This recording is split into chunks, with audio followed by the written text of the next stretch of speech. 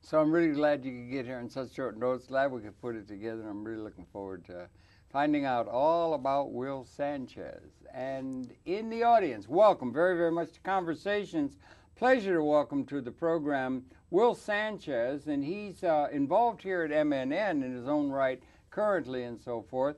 But he is, I want to read off a few things. We have him up as a community activist and so forth, but he is a member of the Community Board number 8 in Manhattan, which I think is the Upper East Side of Manhattan. He's also a member of an organization, I guess it's got an acronym CERT, C-E-R-T, and that stands for Community Emergency Response Team, which is interesting. He's also very interestingly involved with a thing called Run NYC, and he's a Run NYC athlete. He runs the marathon, and he is very interested in physical fitness and so forth. But he's also got a very interesting background prior to his work at the community board and so forth. We're going to be talking about this and other matters, and Will, welcome very much to Conversation. Thank you for having me. Wonder if you could. You've seen my program a couple times. You know what I like to do is I ask you to share your background, where you were born and raised, and I do like to anchor what we're talking about a little bit in your own, historical development and so forth. But maybe you could share a little bit where you were born and raised, a little of your education, and some of your previous life to the one you're leading now. But you understand what I'm saying, please. Exactly. Well, I'm born and raised in New York. My parents came to this country from Puerto Rico to find work and to raise a family. I was raised on the Upper West Side, went to school there, the parochial school system. I went to Cardinal Hayes High School, took the train to the Bronx, and I graduated and went on to City College. I wonder if I could ask something. The school that you went to, high school, was that one of the special schools, or? Well, it was a parochial school, Cardinal Hayes. It wasn't the one where you needed to pass an entrance exam in some of the schools. Not the case there. But it's a wonderful school. George Carlin is an alumnus. George Carlin, yes. I swear to God, I wept. He passed recently. I loved George Carlin. I thought he was brilliant. I think the rumor was he was kicked out, but years later, welcomed back to Cardinal Hayes. Yeah, I would think for the same And Bridget Philbin, I believe, is a graduate of Cardinal Hayes. But I went on to City College. Yes. In those days, City College was free.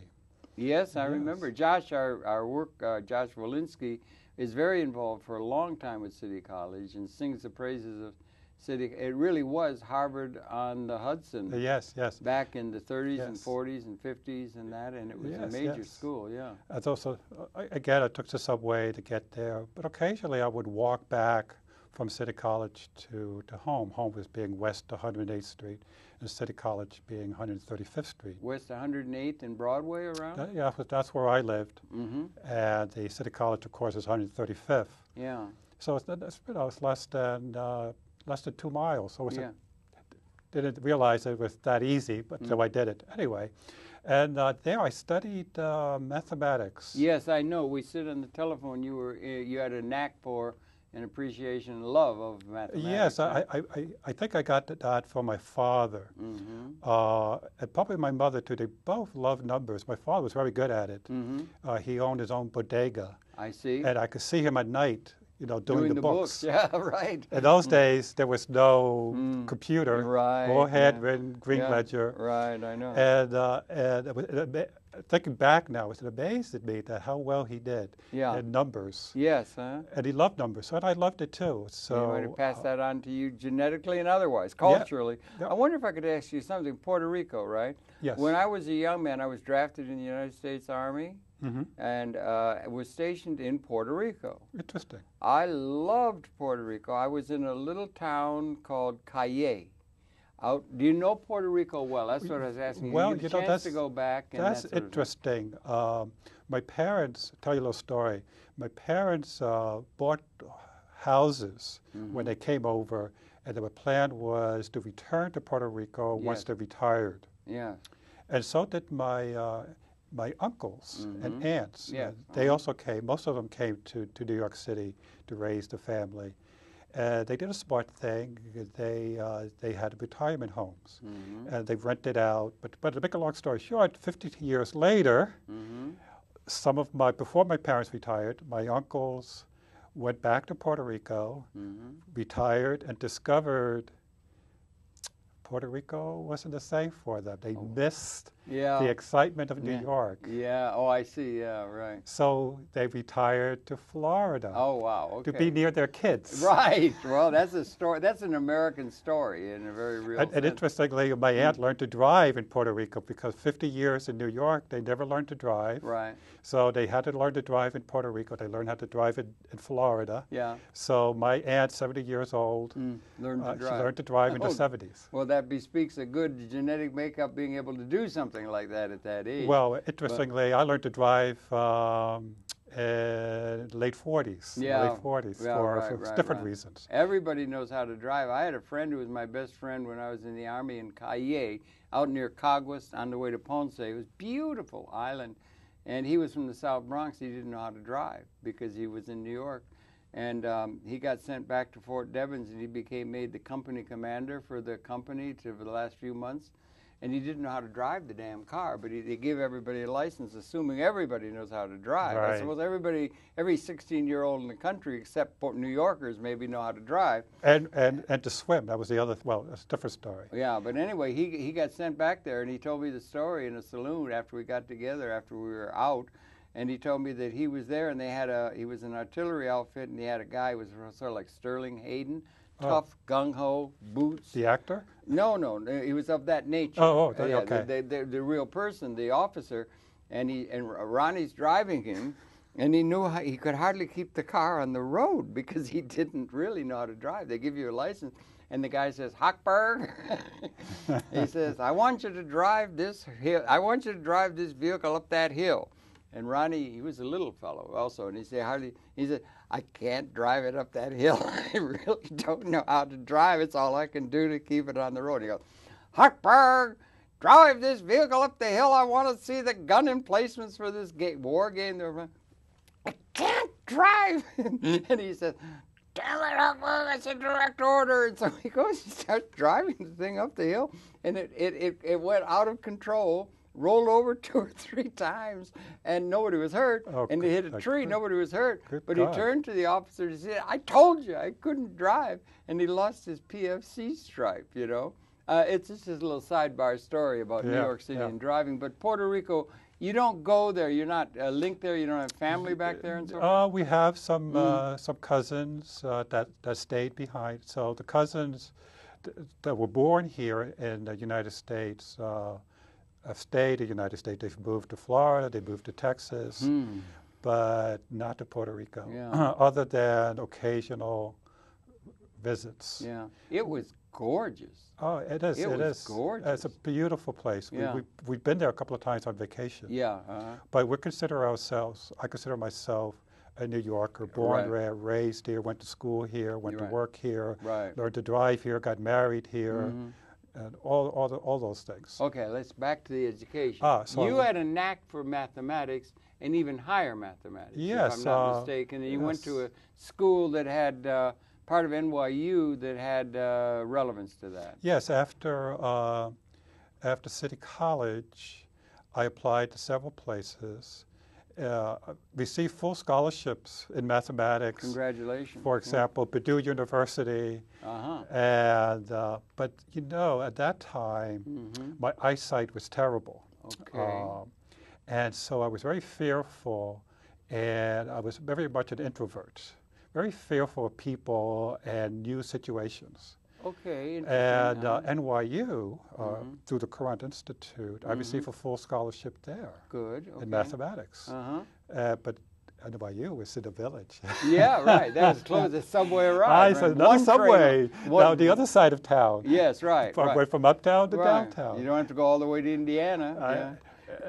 Although Indiana sent me a second letter. They really wanting you. They up upped the ante. I said, wow, this Wow, is, I'm in wow, demand. I like being loved. I don't mean to pry about the eyes. You had problems, real serious problems with the eyes. They've been corrected with Yes, glasses now. You didn't have glasses that could protect that, or I had deal Coke with bottles in those days. Okay. But they have this procedure. Well, you see it all the time. All the baseball players, LASIK. Yeah, it's amazing. I was one of the early adopters of LASIK. Good for you. I went to Canada to have it done. My Okay. doctors here said, "You're the perfect candidate for it." Right. Interestingly, if I were to have that operation today, Yes. I couldn't get it.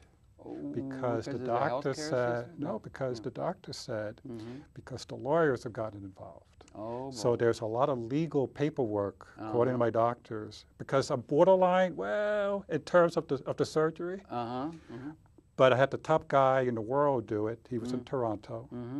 And this is going back, this is the year 2000, I guess 2000, yeah, 2000. Well, you lived a good deal of your life where you had real visual problems. Yes, which means I became a very good listener, because when I went to school, particularly in college, it didn't matter if I sat in the front. I couldn't see what he wrote. So I always sat in the back. All right, right. And then I listened. And I became a very good listener. That's very interesting. That's very interesting. You know who else was in that situation? The great polymath Buckminster Fuller. Interesting. Until he was about 5, he could hardly see. And then, he had this, and he claims that it had a great effect upon his sense ratios and so forth, that put him into a position that was very, very unique. But he had to have Coke bottle lenses and all that sort of thing. I don't know if you ever did LASIK. No. And there's things they can do with optics now that are amazing. Oh, yeah, it's amazing. It's amazing. But that was a good deal of your life was led in that state. In that bubble state. Were you able to function well, walk down the street? Oh, yeah, I was able. I was able to do that. But once LASIK is like the character in that movie, he's in the car and he's reading the signs. Yeah, right. That's where we were. We were seeing the signs. Oh my God, it was wonderful. It must have been incredible to where you've not been able to have clear vision, and then within a couple of weeks, something after the surgery, you had 20/20, or no, it wasn't 20/20. It was they couldn't correct it. At 20/30, 20/40, but it was day and night. Yes. Now I can learn to drive. Yes, right. You would have been well with Hochberg. You could have been his co-pilot in that vehicle. So now I could go outside and exercise, because I was fearful because I had to wear these glasses. That's right, and that would have been in your growing up years. Yeah. So in my growing up years. So you're an athlete now, but you weren't able to confidently be an athlete at that time, I would guess. No, you're correct. I was introverted, as you said. I was a weekend warrior when I was working. After I went to the Courant Institute, I went to work at a small marketing company, a small paper company, a paper pattern company called McCall Patterns. Okay. Have you heard of Simplicity, Vogue, Butterick? Yeah, sure. Those are major catalogs. The other one was McCall's. Yeah, okay. McCall's, yeah, sure. Yeah, and I worked for their marketing department, and they had this home-brewed computer systems. Okay. Oh, I was like a pig in mud. I just loved reading the software code and figuring it out, enhancing it. I loved it so much, I stayed there for 3 years and 3 months before they kicked me out. Let's stop for a minute. Okay, we'll get back to that, okay, the running narrative of your life.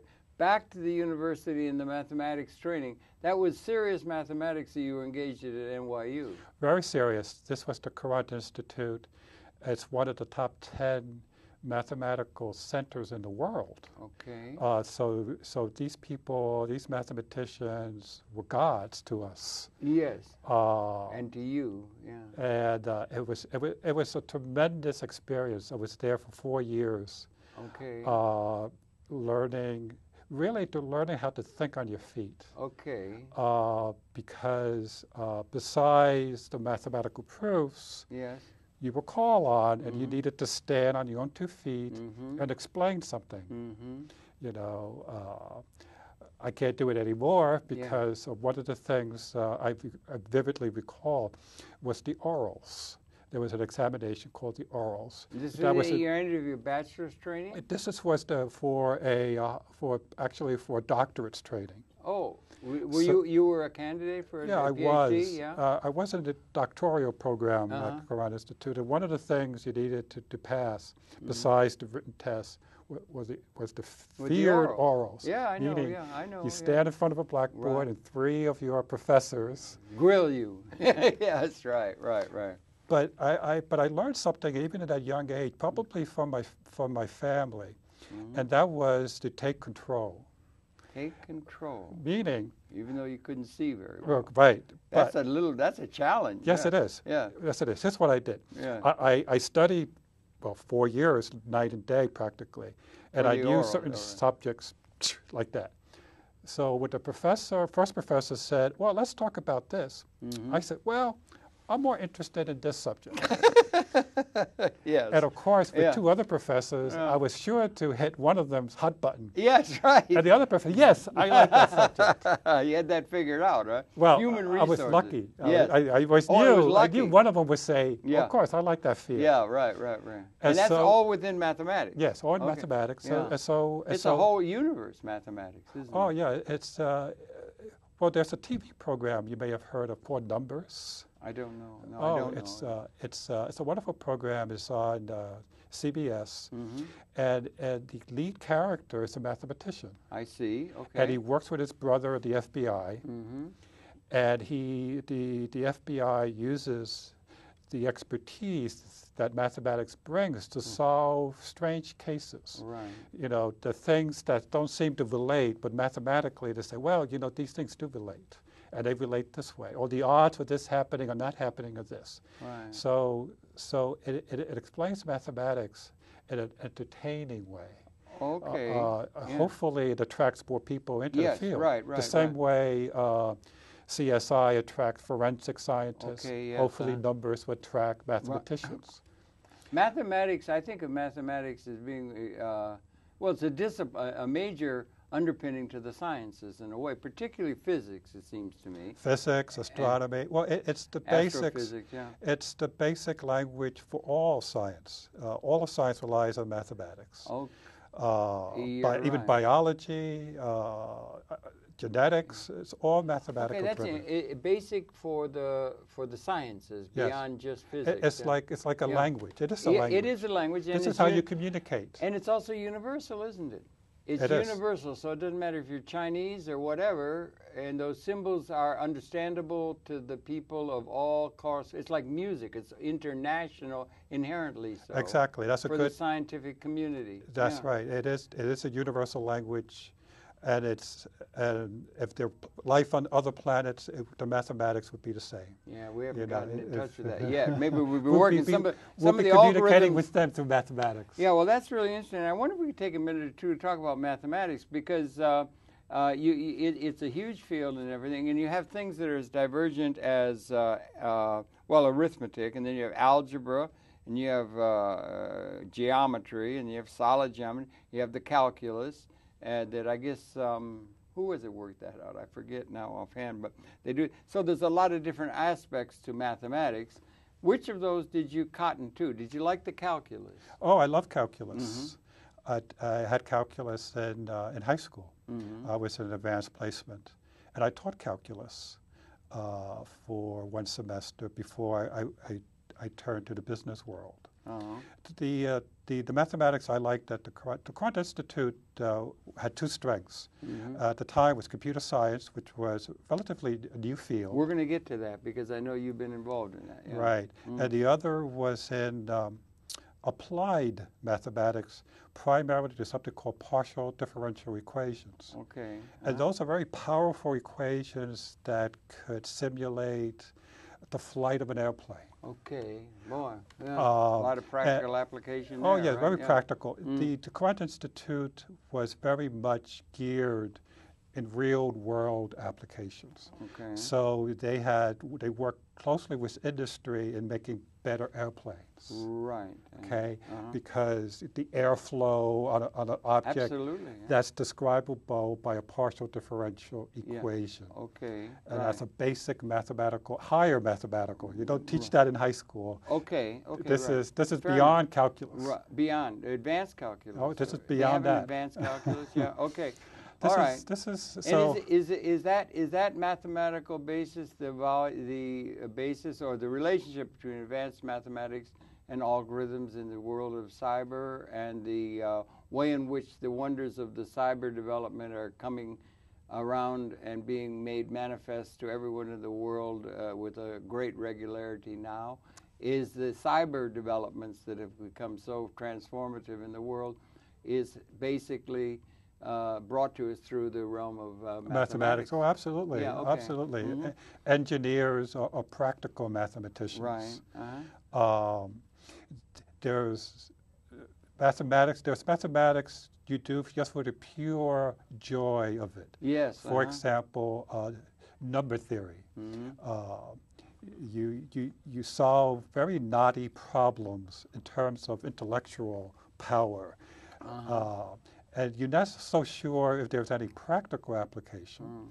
Sometimes there is, sometimes there isn't, but some mathematicians just love it because it just challenges them, and it's a great thrill to solve or to come close to a solution. Didn't they have one called Fermi's theorem or something? Fermi's last theorem. Last theorem. I believe. I'm sorry, Fermat's last theorem, and it was recently solved. Really? Yes. But that was a thing that people were very much in quest of. Yes.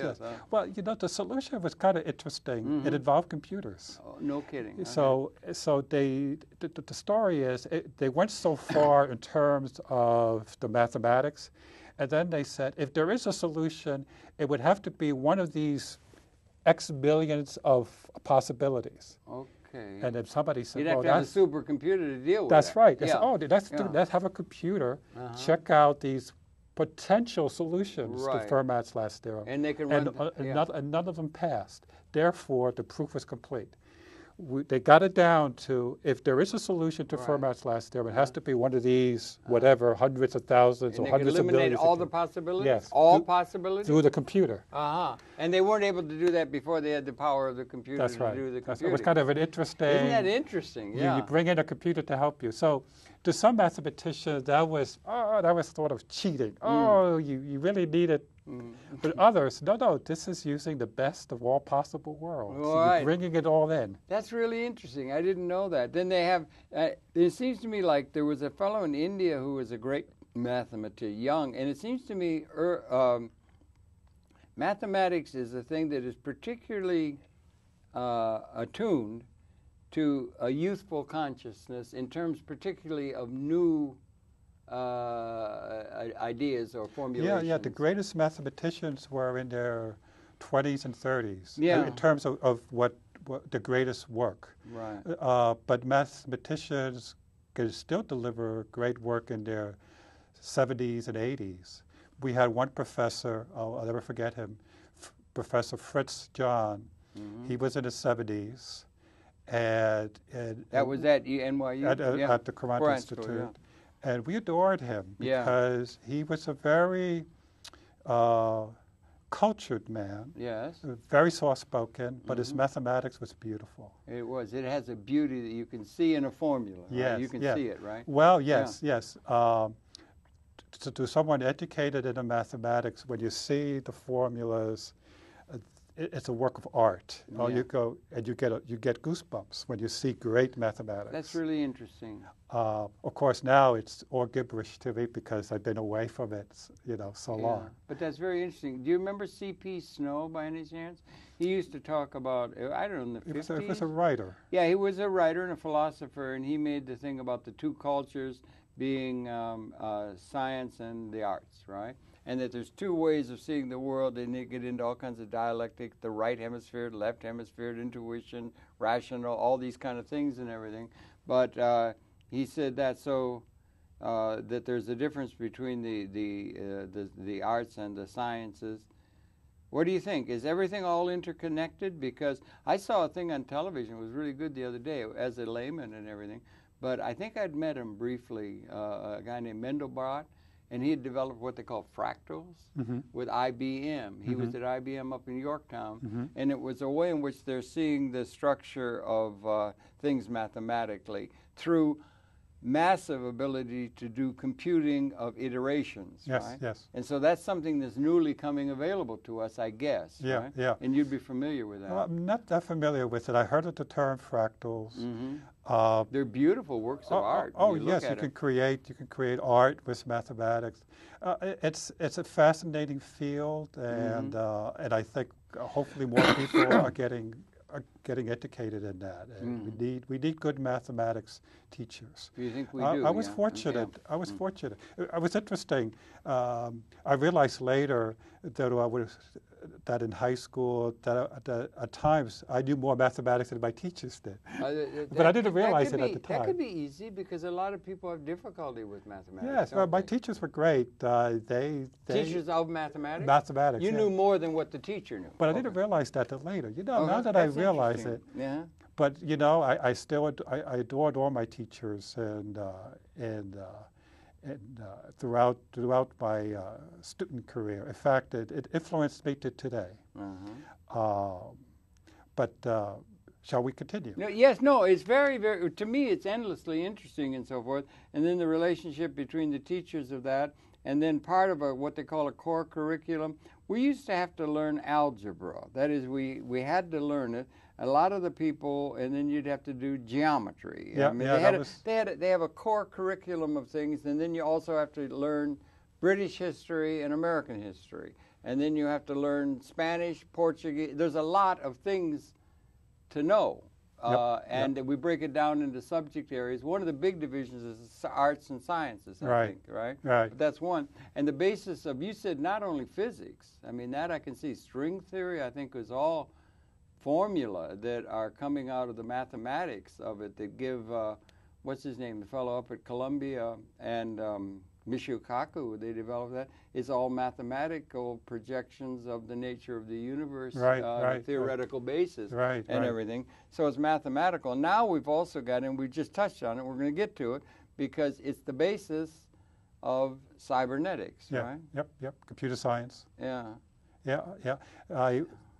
You don't think mathematicians become too specialized? Is it possible to become too specialized? It's possible. Yeah, you could become a pure mathematician just for solving knotty mathematical problems. It's great. It's a great discipline of the mind. Yeah. Have they ever done an MRI on what parts of the mind, or not the mind, the brain are being exercised when you're doing something mathematical? I'm sure they have. I'm sure, but I don't know. But you don't have knowledge of that from your education. I don't know. It'd be interesting to see but I'm sure they've done that many times. Because they're being able to model everything anymore now. Yeah. Anyway, if I may, we could maybe you've come out of that with that great love of mathematics and the ability, and then you did I heard you say you went to McCall, and that there was something like what was called a computer or something cyber that began to be your introduction to it? At that time, was time-sharing services. So big companies would buy time from these companies that had Big Blue or Big Xerox or Big whatever. Big Blue is IBM. Xerox was in the mix, other companies, but IBM was primarily the big one. And they would buy time, and they had time sharing, so you buy time on their computer. Yes, right. Like a time big share. Mainframes. Yeah, big mainframe. Yeah. So that's what we did as a company.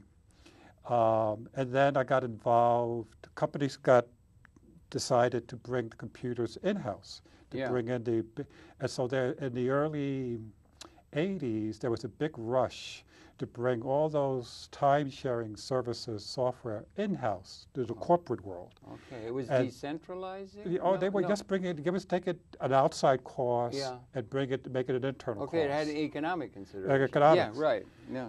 That meant a boom for computer consultants. Okay. And they couldn't find people fast enough. We're talking about 1980? In the 80s, yeah. Yeah, in the 80s. 80s, that's when they started bringing... they were heading toward the personal computer? They were heading toward but now they wanted to bring the outside software, the outside applications, bring it in-house so that internal people could enhance them and work on it. And I left because to join that revolution, the revolution of bringing in software from the outside, from the outside time-sharing services into the corporate computers. Into corporate computers. For example, my first corporate the client. personal computer with the gleaming people's eye. That's right. That didn't exist The first yet. time when they thought they were going to do this, they say, well, we can do this, but what use is it to a person to have a computer except to keep recipes or something? That's right. They couldn't see that it would have any application. And they couldn't project what is called Moore's Law, where the ability of the computer silicon chip and the integrated circuit have to come, and all these kind of things were coming unbeknownst to the people who were ensconced in history. They didn't know these revolutions. And then Moore's Law and things getting smaller and smaller and more powerful all the time. Yeah. This is, so that was a revolution to bring in. So my first corporate client as an independent was General Foods up in White Plains. Yeah. So this is a different train to take. Now I took Metro North to White Plains. I still know how to drive. You got to get to Grand Central for that? Grand Central, walk to Grand Central. Okay, right. Got on the. You're still up in the Upper West Side? This time, maybe I moved to the east side. Yes, I moved to 26th Street, Had to be near Grand Lexington Central Avenue. 26 and Lex, not too far. 26 and Lex, yeah, you could stroll, yeah. Could stroll. Yeah. And so now I went to, but the bad thing. And you still had your vision that was impaired. Yeah, bad vision.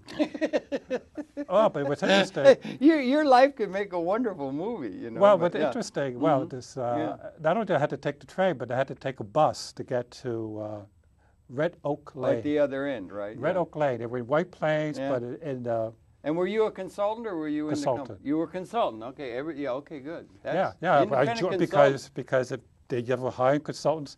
If you knew how to work a computer and there was no test, you just said, I could do that. Yeah. I didn't know I really could do it. So the test of the pudding is whether you could get the damn thing to work. Exactly. And it was practical that they were interested in, and they didn't have to go through some sort of well, they would know very quickly. Either you knew what you were doing or you didn't. Yeah. You were thrown into a team with sink or swim. And luckily, I loved learning.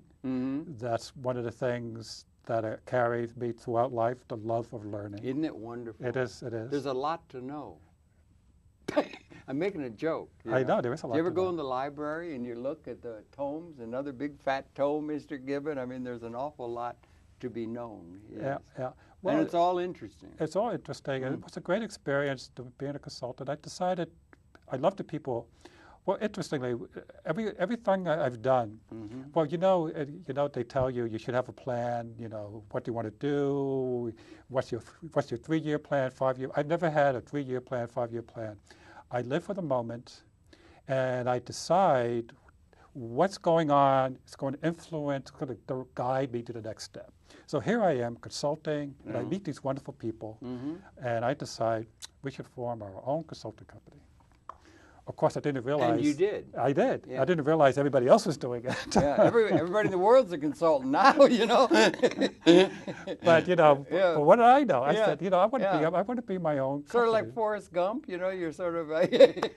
And we formed Sundance. Yeah, Software. Sundance it was called, right? Sundance Software. Okay, formed a company, right? Yep. Computers consultants. Computer consultants. You were right on the edge of things that were called for in terms of market. There was a huge market for that. Oh, it was a huge market. We specialized at the time called fourth generation software, which means was beyond COBOL, beyond Fortran. Okay. This was English-like languages that was geared for analysts, financial analysts, business analysts, to be able to do some of their own programming. Right. Little assistants, but do it in English-like language. Right. Yeah. And then the applications were coming in. It was all types of applications. Yeah, right, okay, yeah. And I enjoyed that. And to speed up ahead, I did that for we did that for 10, 12, 15 years. That's a long time. Yes, and it was. Did you form the company yourself? Were there other Well, people? I had 3 other partners. 3 other partners. Oh, I needed partners. I was smart enough to know that I needed talent. I needed somebody that was comfortable in sales. I needed someone that was comfortable with the financials. We had to maintain books. Right. He says, I can't do that. I need a financial wizard. We had a financial wizard. We had a sales wizard. And we also had a person that was a designer. We needed someone that was able to sit down with a person that had a problem and extract for them in a quick. It had to be quick because, as you can imagine, businesses says, "I want it now." Yeah, absolutely. Yesterday. I want it yesterday, and you have to say, "Well, what is the problem?" And you have to be able to understand the problem well enough. And translate it into mathematics. Right, translate it into computer talk. Computer ease or computer and then they talk. would give it to me, and I was the genius that knew how to program. Why did you have to have a financial expert? Because wasn't it just bookkeeping or no? Well, bookkeeping, yeah, because we needed to keep track. Bookkeeping isn't particularly genius. Oh, yes, or is it? I mean, I guess there's a creative aspect to that. For example, should we be Chapter S? Should we be a limited liability? Remember, we're going back in the 1980s, so we needed to know what should our fiscal year be? Should it be the calendar year? Right. Should it be mid-year? Yeah, that's all business. But this person figured it out. Oh, you know, our best is to be a non-calendar fiscal year, to have a fiscal year to start in February rather than January for good reasons. Okay. And he figured that out. Through an accounting mentality. Yeah. We need a good financial person. Fair enough. I wouldn't know. And plus, you know, we had to forecast. Well, revenues are coming in, expenses is going out. How are we doing? What's our pipeline? You know, you needed somebody to keep track of that. Oh, I guess that's true. Yeah. And we're hiring people. Right. Do we need more people down the road? Or you know, are we doing just-in-time employees? Were you business minded or were you intellectually involved or not? But I mean, it was Bill Gates dropped out of Harvard. And incidentally, you said you'd been expelled from a school, or somebody had, and Buckminster Fuller was thrown out of Harvard. I was talking about George Carlin. George Carlin, and Buckminster Fuller also was thrown out for some. I'm happy to say I haven't been thrown out of anything. You haven't been thrown out of anything. Okay, well, that's good. But I'm not a rebel. And when they got around to giving him a degree, he got so famous and everything. He was a polymath, so he's interested in everything. They gave him a degree. They didn't know what the hell to give it, and they ended up because he was interested in everything, in patterns and everything, and so they ended up giving it to him in poetics. You know, it was a Norton thing. They gave him a degree. So the point being is that very often, the point being is a guy named Bill Gates got thrown out or left Harvard or MIT or something. He was interested in how operating systems work. We were interested in how can we use the computer to help businesses manage their information better. Your lodestar wasn't how can we make a lot of money? We did make a lot of money doing what we did because the nature of the business was well paid. Okay. It was very customized. Yeah. So when we were called in, it was primarily because all other resources failed. So we were the specialists. Yeah. So we were called in because we give up. We can't do it internally. People internal to their own system who had given up on it. Give it up, or that's what a consultant can do. Or they were just overwhelmed. Yeah. Or they needed an outside perspective. Yeah, they can bring an outside perspective that is very valuable to them. Very valuable. It's the thing like the fishbowl swimming in the water can't see the context in which they're operating. You need somebody outside. The consultant is very good that way. As sometimes by particularly an independent consultant, other than within the corporate structure. Yeah. You know, we can ask stupid questions. Yes, right. And then as people say, hey, you're right. We could open up more slots on the computer so that we can generate job stream could function more rapidly. Yeah. So silly things like that. Yeah. Were you able to project Moore's law? Were you able to project doubling in the silicon chip and the exponential increasing of computing power and all of the things that I guess Mr. Gates saw? And that sort of thing. And he was entrepreneur. Were you entrepreneurial in that sense? We were entrepreneurial in the sense of helping businesses, but in terms of what was coming down the pipeline, we were just as amazed as anybody. The power. Do you think he saw it coming? He or Mr. Gates? Well, he was into the hardware, into the software, and I'm sure he was. We were the consumers of those products. I see. Right. We knew how to make use of those products. Right. So here's another story. We used specialized software, and the engineers, people that developed our software that we used, were amazed when they saw how we used their software. Yeah. So we would invite them, hey, we're putting together this application for a very famous media company. We're going to track TV programs. Okay, like Arbitron or something. Nielsen in this case. Nielsen, yeah. But this is going back. I'm sure I'm not revealing any secrets. Yeah. They wanted to keep track television programs. Sure. And they wanted to know the ratings, you know, how many people were watching, the time slots.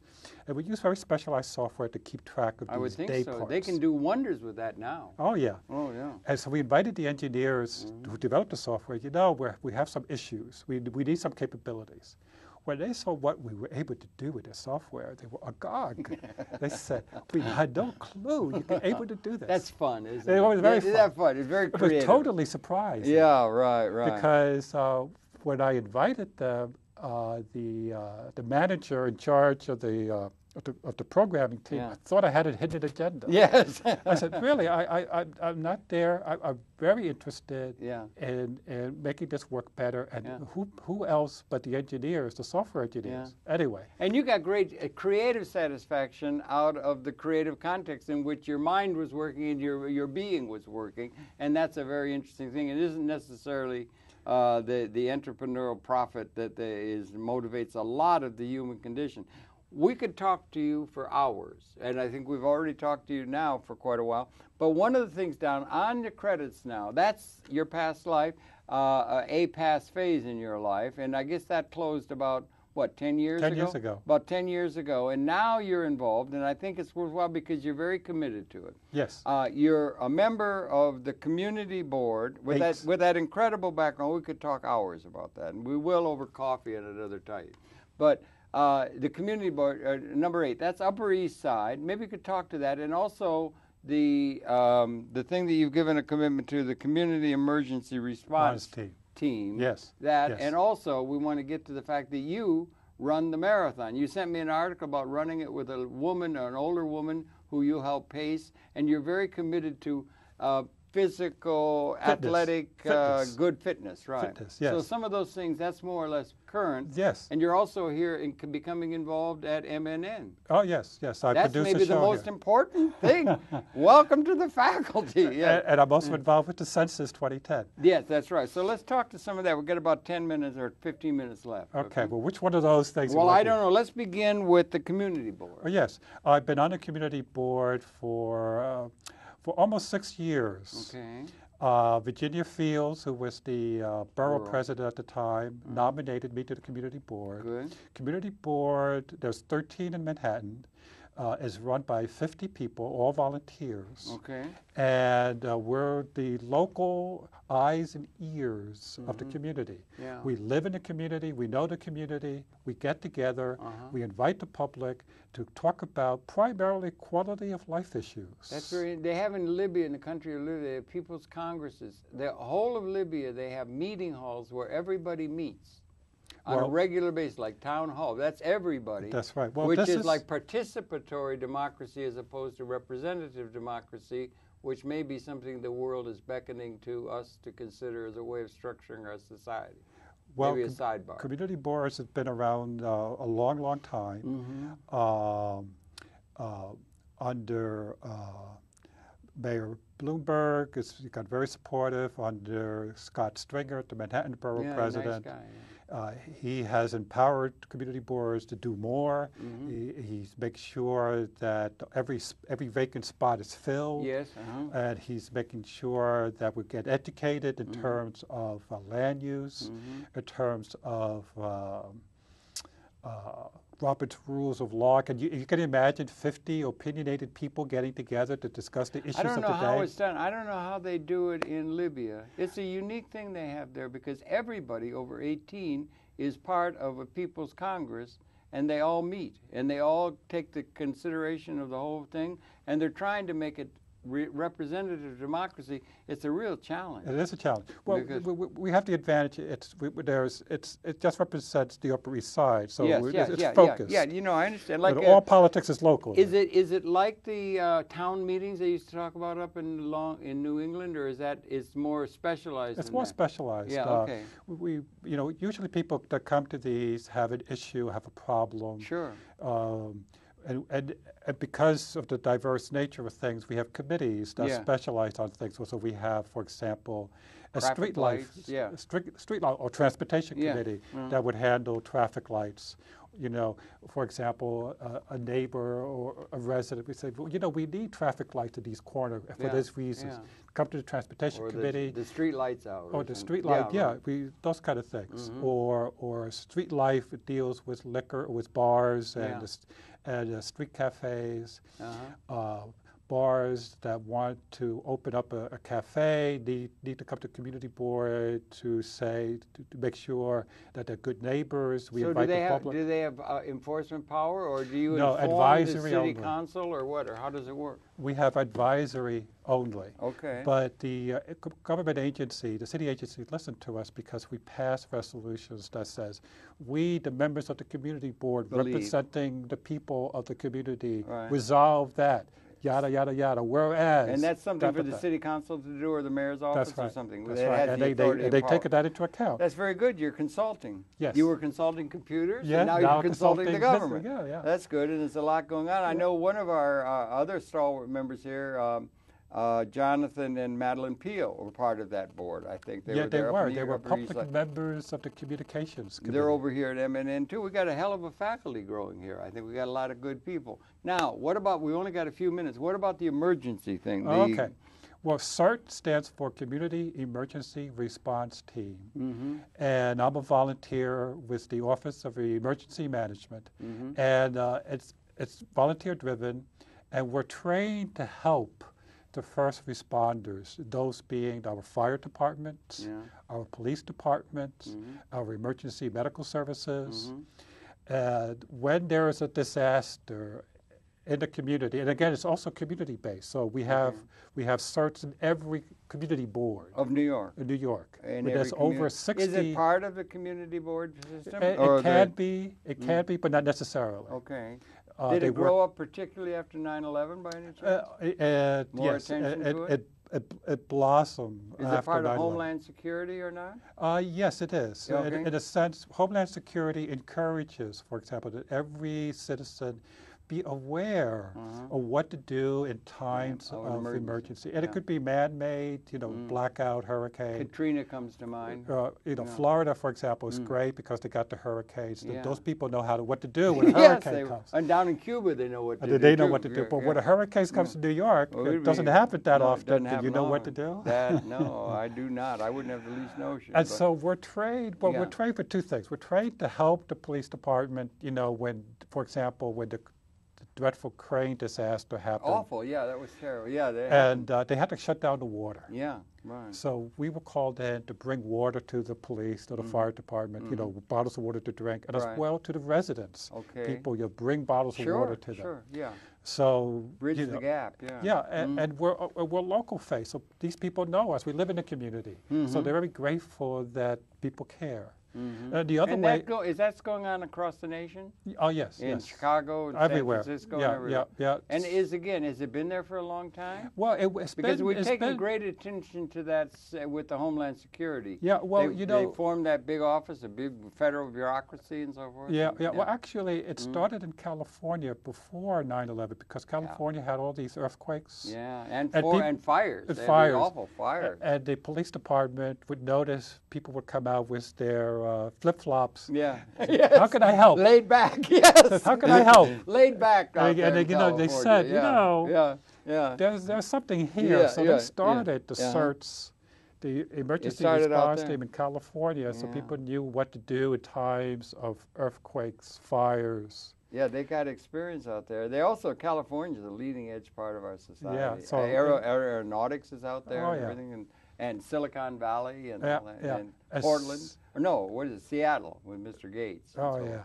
So they took a lot of the knowledge, best practices, and then develop it for urban areas. Obviously, New York is unique. As a pattern. They As can a have pattern. pattern. Yeah, they said, interrelate? okay. Do they have an association, get together at a thing, that kind of thing? Oh, yeah.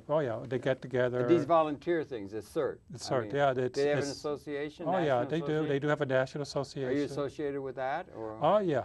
I go to some of the national convention in that? Yeah, they have it in Washington, Chicago. I've gone to one or two. And you get to meet the CERTs from all over the world, all over the country, I should say. And it is voluntary, It is voluntary. That's very interesting. Voluntary things are being done because that's something somebody really wants to do rather than just following, let's say, an economic lead. That's right. Which leads so much of the human endeavor. Yeah. The reason I'm doing it, for the first 50 years of my life, I ran my business, but I had no time to give back. Yeah, you were having a wonderful time. But I was a wonderful time. And you were being creative. You're like an artist, Now I'm giving back to the community board. I'm giving back through developing, working with the Manhattan Neighborhood Network. Did you sense a big change in terms of your consciousness when you went from the business and made that change? And when was it? And was it a major epiphany, road to Jerusalem event, or was it just a growing thing that happened? Don't mean to pry, but just curious. Maybe other people could follow your lead.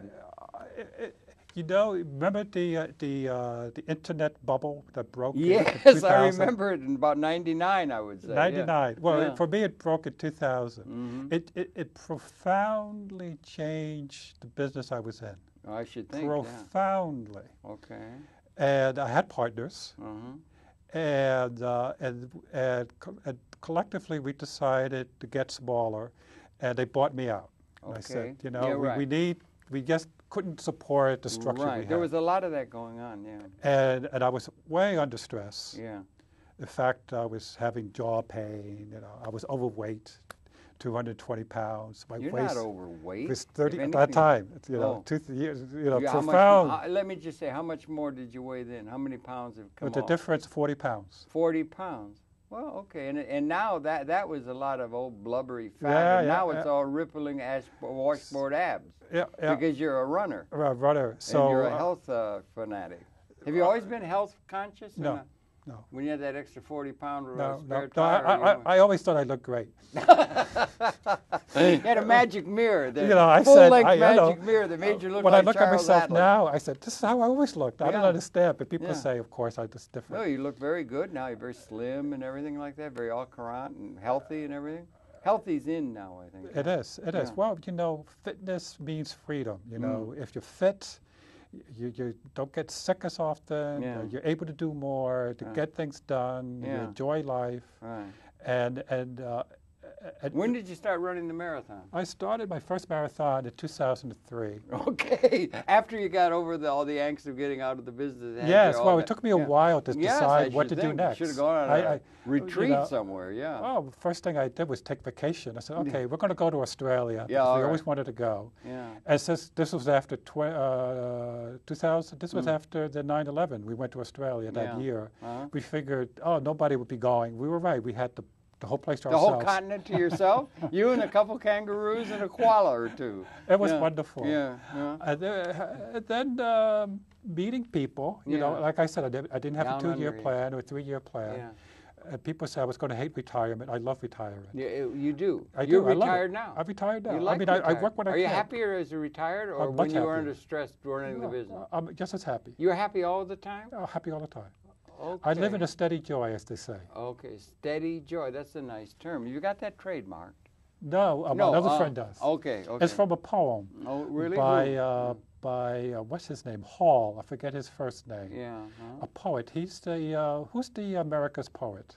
Robert Frost? Or? He was, but what's the current one? I have no idea. Well, they used to have a guy, Pinsky or somebody. His poem, one of his poems has the phrase, yeah. live in a steady joy. And my other friend,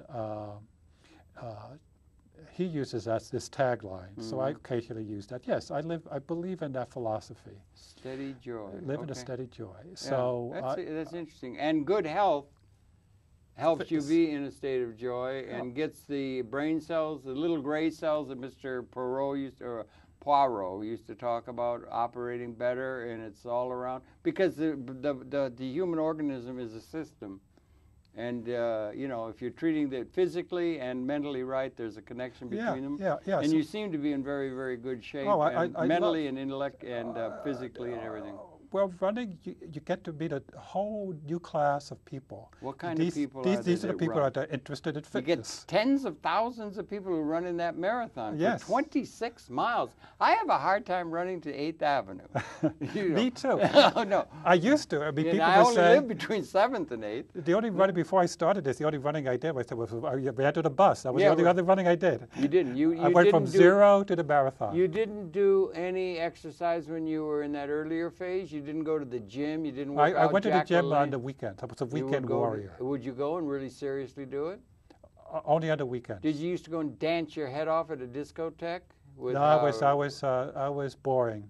That was boring to you. No, I was boring. I didn't do that. I didn't do dancing. You didn't do dancing? I only dancing later. You didn't go to Woodstock. You wouldn't have been at Woodstock. Oh, I would love to have gone if I knew about it, but no, I didn't. Yeah, I didn't. Okay. I didn't do anything exciting other than work, study, and ponder. And you're having a ponder. Okay, that's not a bad combo. That's pretty good, actually. And now you got it to where you do this marathon. You had a wonderful article you wrote for some magazine about where you paced a woman who was, I guess, Joy in her 70s. Johnson. She's the champion for her age group, the 80 to 85. God bless her and this fellow. They run so long. I think it's wonderful, and they run all that way. And you now are very much, you're part of Run NYC. Right. Run NYC is a club. It's a running club. Okay. It's a Nike-based club. We meet the shoe. The shoe. Yeah. They have a running club. No, you see. If I may, do you watch television at all? Sometimes. You ever see Jon Stewart or the comedy Yes, channel? sometimes. That's what the youth watch. They had a fellow on there, Born to Run. He's written a book, and it's about a group in Mexico who can run like nobody else in the world, and everywhere they run, it might be interesting, everywhere they run, they do not wear Nike. I don't want to be putting an upset in the Nike shoe company or anything like that. They all run in sandals. They're closer. They run with just sandals, and they run for hundreds of miles. And they're runners. It's called Born to Run, and it's very interesting. So I just bring that up to you as a runner. I'm not. The running world is a fascinating world. They have the old ways of running.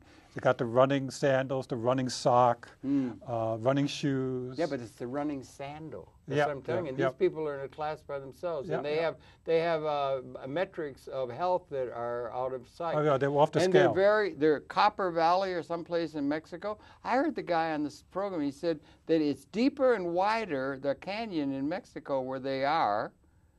Deeper and wider than the Grand Canyon. I don't know if he was mistaken, but he was very well. So look for the book if you're a runner's enthusiast. I am. These are people of not Aztec and Mayan, but of Aboriginal American Indian background. Interesting. And they're the healthiest people in the world, and they run in sandals. Maybe you could take up sandals? Well, I doubt it. But I run for fitness, and not for. You get what they call a running high. Yes, you do. You do. You do. It's the endorphins kick in it is after. Endorphins. Yeah. You have to run a mile or two. You warm up the body. Yeah. And then you feel this high, this euphoria. Yeah. And it's very obviously pleasurable. Not all runners get it. Most of us get it. But you recommend it. Oh yes, I recommend it. It's so good for health. It really is. Yeah. Well, you don't have. I started running by running a little bit.